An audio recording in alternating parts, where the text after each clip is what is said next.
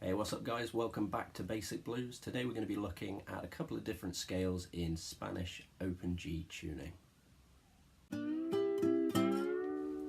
you haven't been following the series, we've already covered different guitar tunings, fingerstyle technique, slide guitar, and most recently chords for open G tuning. So if you want to watch it all from the very beginning, I'll link to the playlist up here.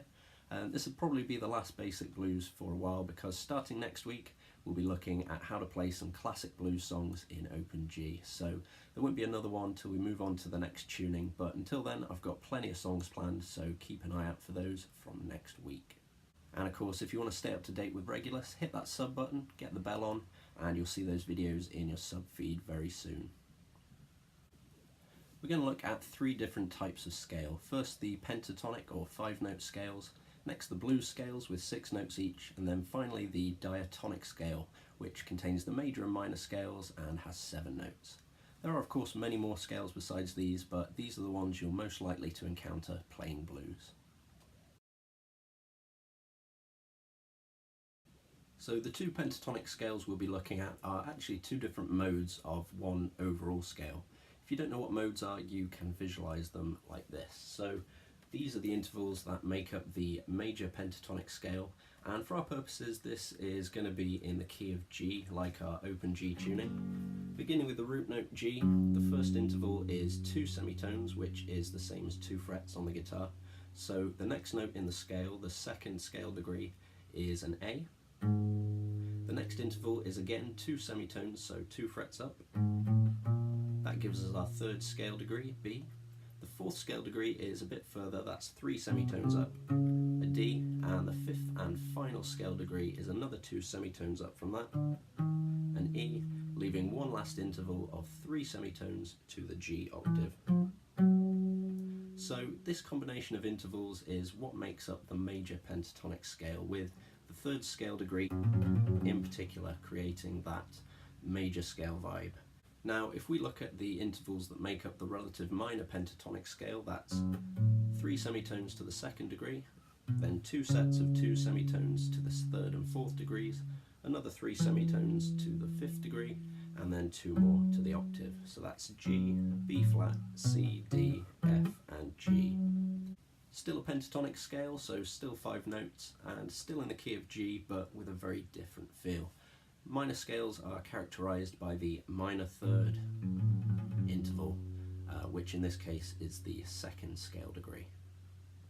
Now, if we look at the pattern of intervals for each of these two scales and extend them out left and right, you should see a larger pattern emerging. In fact, if we just shift the relative minor left by 1 interval, you can see that they do actually match up perfectly. So what does this mean? Well, if we bring our fretboard up and plot out the notes of the G major pentatonic, then compare that with the notes of the G relative minor, the first thing that should really jump out is that the overall pattern of notes is exactly the same. In fact, the only difference is the location of the root note relative to the pattern of intervals. This is what's known as modality. Placing the root note in any one of the 5 different positions within the pattern results in a different mode, and each mode carries with it a different feeling. You may also notice that this means that one mode in one key can contain the same notes as another mode in a different key. For example, the G major pentatonic contains the same notes as the E relative minor, the E major shares its notes with the C sharp relative minor, and so on. This idea becomes more important later on with the diatonic scale, so I'll come back to it then, but the important takeaway for now is that the position of the root note within the pattern of intervals dictates the mode for that scale. So this is the G major pentatonic scale, and the easiest way to learn this, I find, is if you break that pattern down even further into 5 different positions. First we have the mainly open position, second position between the 2nd and 5th frets, right up to the 5th position ending at the 12th fret. I like to think of each of these as having their own unique shape based on the fret positions that makes them a bit easier to remember. But if you want to break down those shapes even further still, the circles with the rings around them indicate the root note. All of your chords are relative to this note, and melodies and chord progressions will want to resolve to it. So remember these locations well, and as well as that, the circles with a line through them represent perfect fifths. This is 7 semitones up from the root note, and it's in every scale that we'll be looking at today. This note really likes to point back to the root, so these two notes together make up the basic signposts for the rest of the scale. So start by learning these note locations, move on to the 5 individual shapes, and then memorize their order on the fretboard. And once you're familiar with the shapes, their constituent notes, and their positions relative to each other, you should have no trouble at all going from this G major pentatonic to the G relative minor scale. And once you have the major and minor modes figured out, see if you can get the hang of some of the other pentatonic modes. Keep your root note as G, then transpose each of the 5 different shapes into the first shape position, and you'll see what I mean.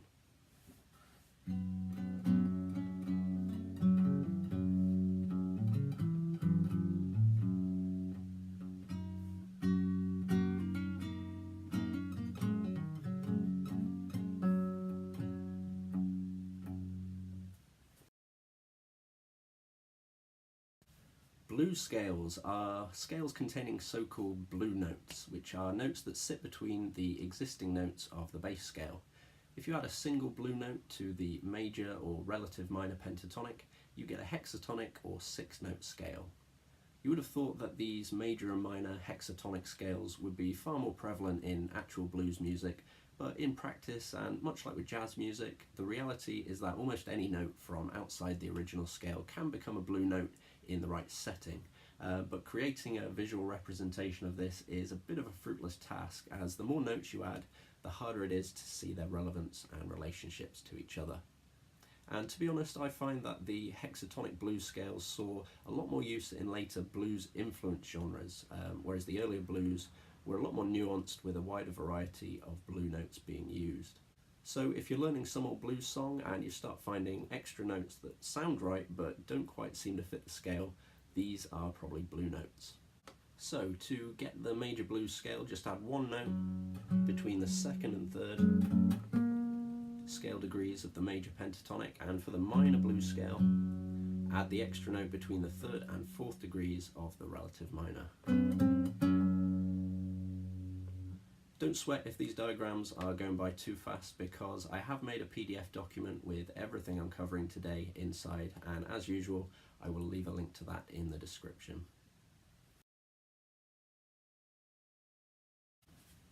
The diatonic scale is a sequence of 7 notes that forms the basis of almost all Western music. The intervals are 2 whole tones, a semitone, 3 whole tones, and another semitone.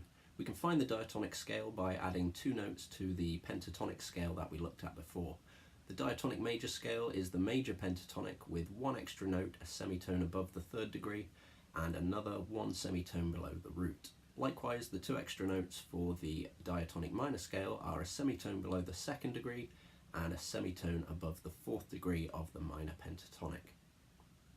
And because there are 7 notes in the diatonic scale, that means there are also 7 different modes, again each with its own distinct sound.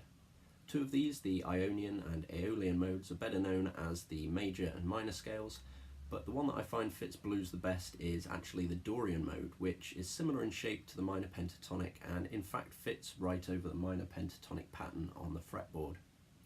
Okay, so that's 5 different modes for pentatonic and another 7 for diatonic. It's going to take forever to learn, right? Well, no, despite seeming like a tangled mess of notes on the surface, because the pattern for the diatonic scale fits perfectly over the pattern for the pentatonic scale, all you really need to learn are the locations of those 2 extra notes within the 5 positions from before. So once you've memorized the pentatonic scale shapes, learning the diatonic scale and even its modes should be a piece of cake. So far we've been looking at scales in the key of G, which makes sense because we're playing in open G tuning, but don't let that fact restrict your playing, because if we use the same scale patterns but change the root note to E, you'll see that this sounds just as good. So as long as you remember which mode you're supposed to be in and the relative position of the root note, you should be fine.